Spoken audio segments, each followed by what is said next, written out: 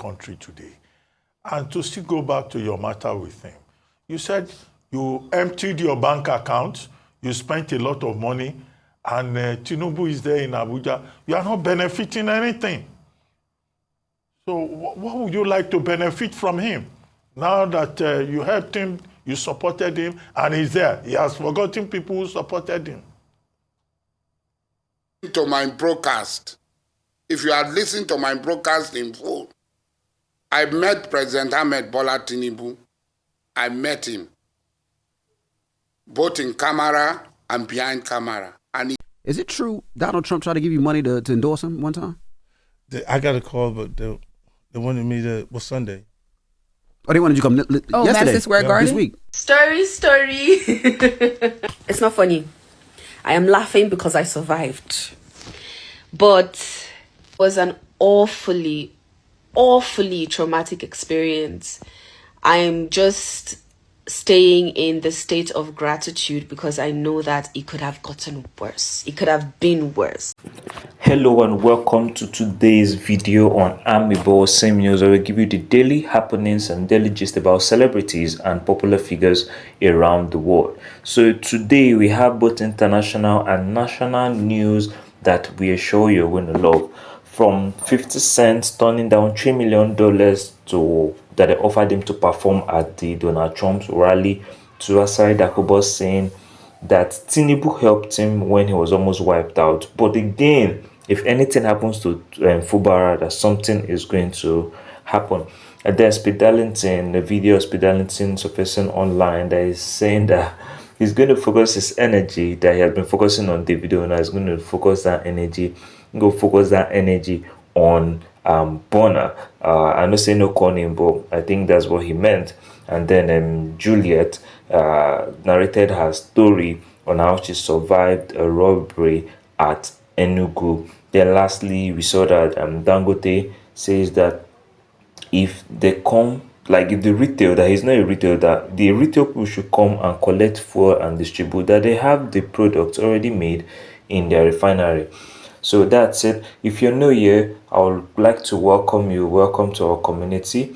And if you're old here, people that have been coming back to back, we say thank you for always being here. Thank you for always turning up. Don't forget to like, subscribe, and share this video to those people that would like it. So first, there's a video of about 50 Cent turning down $3 million to perform at Donald Trump's rally. There are many reasons, many opinions on this. Well, if I'm to give my own personal opinion, I'll say that Eminem performed at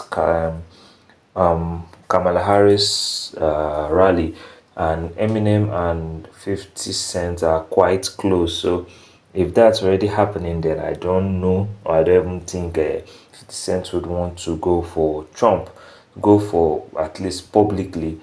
And he also said it though. Also said that he's afraid that he doesn't want to, let's say, voice out in politics, something like that. Don't want to be like involved in something like that. You just watch the video. Is it true Donald Trump tried to give you money to endorse him one time? I got a call, but they wanted me to, was Sunday. Oh, they wanted you to come yesterday? Madison Square Garden? This week. Yeah. They wanted you to because they wanted you to perform Mini Men. They wanted you to perform Mini Men at the RNC too, right? Yeah, and they offered me $3 million. To perform? At the RNC or this past Sunday? Huh? At this past Sunday. At $3 million. Mm-hmm. And then they offered you money for the Republican National Convention too, right? Mm-hmm. You turned it down? How much was that? Yeah, I didn't even go far back. I've been talking to them about that kind of stuff. 'Cause I'm afraid of politics, bro. So you understand. I do not like. You don't like no part of politics. No gangbang or politics. No gangbang, no politics. You know, it's because when you do get involved in it, no matter how you feel, someone passionately disagrees with you. That's everything, though. I mean, politics is worse, but that's worse now. everything. But that's the formula for the confusion that is sent Kanye to Japan. he said something about both of those things, and now he can only go to Japan. Then after that, there have been an interview of Asari Dakubo, and then we know that he's saying that he's not speaking up because of personal gains. He's speaking up because of what he's expecting to be done to the Niger Delta how do you put it, that the people of Rivers are suffering, and the government need to do something about it. That it is not about his personal needs. And he also said something that they're trying to remove Fubara from that place. That if anything happens to Fubara, something will happen. Watch the video. That this conversation is not personal. But a lot of people would disagree because you've made statements such as that if President Bola Tinubu fails, we should hold you responsible. So my question is, should your people... I stand by that statement. So should the Ijaw people, the Ogoni people, the people of Niger Delta, should they hold you responsible for the fact that their ministry has now been scrapped? I stand by that statement. Yes, so should the Niger Delta people hold you... Are you taking responsibility for the Niger Delta ministry being scrapped? Since you said you would be taking responsibility. That is why I am crying out. That is why I am crying out. Because I am vigorously liable to any infraction of the expectation of the Nigerian people, not just Niger Delta people. Because I stood in front of everybody. And I'm not going to deny what I said. Even if it is tomorrow, Ahmed Bola Tinubu encounters any problem, difficulty, I will still stick out my neck and stand. Because at the time he stood for me, I would have been dead. I would not have been in this program talking to you. Obasanjo would have killed me. If not for people like Ahmed Bola Tinubu who stood by me and did everything for me. Well, so I am not going to be in a hurry. I am not going to be in a hurry to forget that. Asari Dakubo, the country today. And to still go back to your matter with him, you said you emptied your bank account, you spent a lot of money, and Tinubu is there in Abuja. You are not benefiting anything. So what would you like to benefit from him? Now that you helped him, you supported him, and he's there. He has forgotten people who supported him. To my broadcast, if you had listened to my broadcast in full, I met President Ahmed Bola Tinubu. I met him, both in camera and behind camera. And he asked me, are you interested in pipeline? He will be listening now. And I told him, I'm not interested in pipeline. He's alive. I told him, I am not interested. But I can assist those who are doing the pipeline contract in any way I can for your government to succeed. But I'm not interested. So I never said that it was personal gain I was looking for. I clearly said in all my broadcasts that my needs are very small. My needs are very small. So what I'm trying to say, and it's very clear, President Ahmed Bola Tinubu becoming president, I should be able to tell him the truth. And what is happening in Rivers State, where President Ahmed Bola Tinubu is supporting Nyesom Wike to destabilize Rivers State, to disturb the peace of Rivers State. And as a stakeholder in Rivers State, I feel disappointed, totally disappointed, for the president to allow his ministers serving under him to run amok,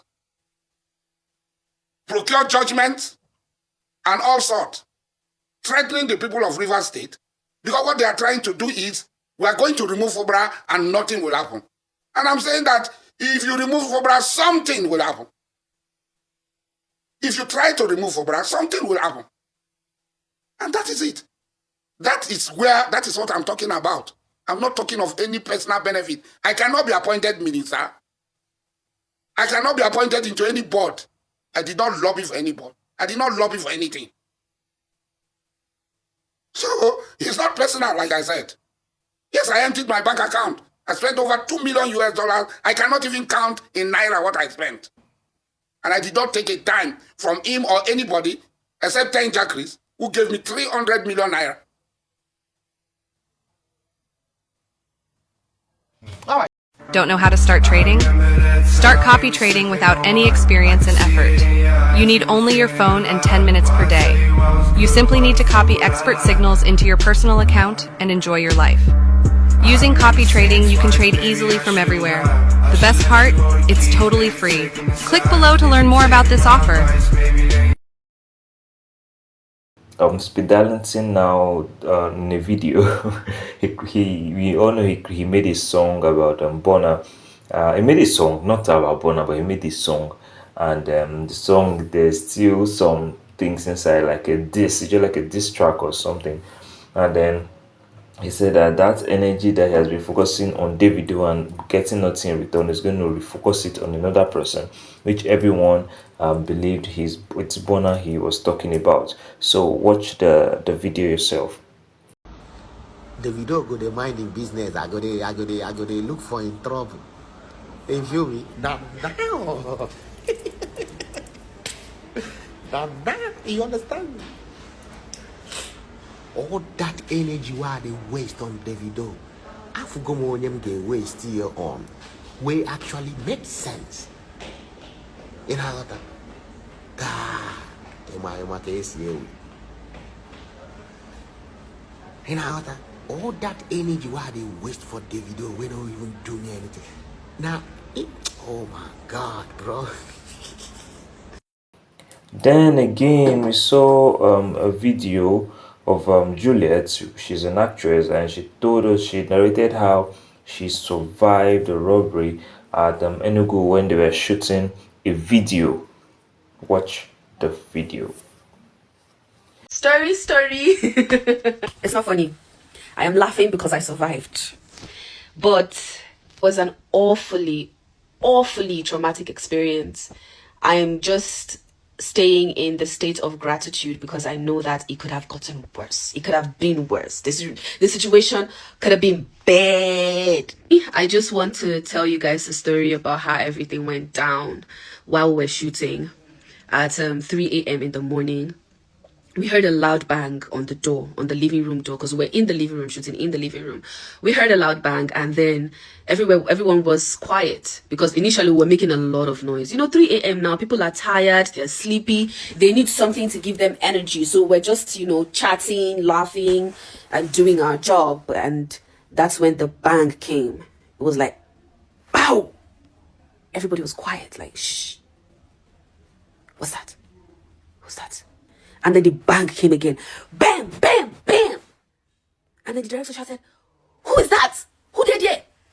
We did not hear anybody say anything. It was at that moment that we knew that, we were being robbed. That's not normal. We're being robbed. Now, so everybody stand up. Everybody stand up. Everybody stand up. Just run. We're about almost 20 people. I don't know the exact number, but almost 20 people. Everybody stand up. Scurry. Everybody just scamper. This place. Some people enter this room. We had 3 rooms in the apartment. Some people enter this room. Some people enter that room. Some people enter toilet. Some people everywhere just scatter. Then they continued breaking down the door. Bang, bang, bang, bang. Then they gained access. We now started hearing their voices. Who they there? When are they? Who they there? Nobody answered them because everybody entered inside different rooms and locked the doors. Then they started banging again. They started trying to break the room opposite the room where I stayed in. They broke the door down. And the next thing I was hearing was, who get his phone? Where your phone? Where your ATM? Who get his ATM? Who get this one? Who did that? Come here. Shoot. I was shaking. I was shaking. I nearly peed my pants. I was so scared. So they finished robbing the room opposite mine, and then they proceeded to break down the door of the room next to where I was. They broke it down, and the same thing. Where your phone? Who be this? Any other person there here? Because it was just one guy that was in that room. Any other person there here? Can you go? Then I heard someone yell in pain, almost like they hit him something.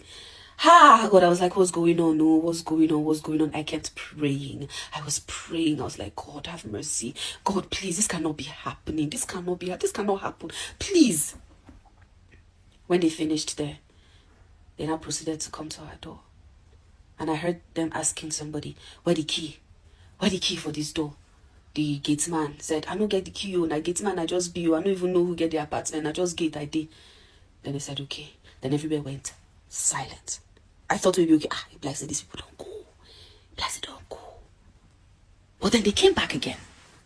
And then the bang continued. They started trying to break down our door. At that point, me and 2 other girls, 3 of us, were using our weight to wedge the door. After 2 bangs on the door, I just gingerly come off for dear. Before they go use waiting, they use open the door, hit me for body. I just gingerly come off for dear because if they can break down the other 2 rooms, they can definitely break this other room because it's The same door. They're all the same door in the entire apartment. Then they broke the room. They broke the door, rather.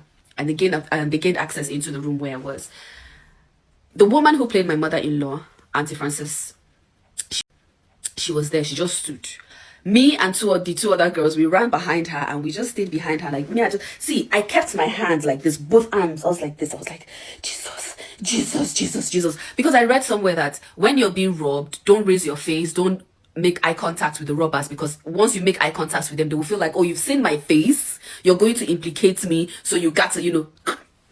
So I said, I was just like this, peeping, like this, just peeping. So they stood in front of her. They were like, Mama, we're not going to do you anything. We're not going to do you anything. Come sit down. They were gentle with her. So she sat down. They now dragged us by our clothes. Hey, you come here. You come here. Sit down here. Sit down here.